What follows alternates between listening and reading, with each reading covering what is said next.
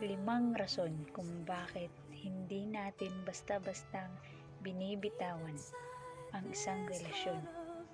Una,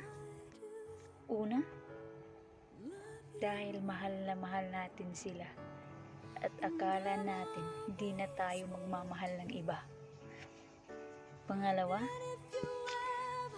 akala natin hindi na tayo makakahanap ng much better sa kanila. Kaya nagstay lang tayo ng stay kahit alam naman natin tayo na lang yung nagmamahal. Pangatlo, ayaw na natin maghanap ng iba kasi kontento na tayo sa kanila. Ayaw na natin mag-adjust ng bagong ugali ng magiging bagong jowa.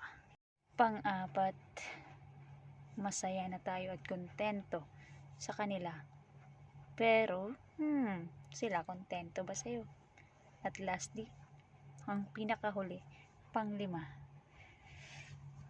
At panglima, gusto natin sila habang buhay. Ang tanong, gusto ka ba?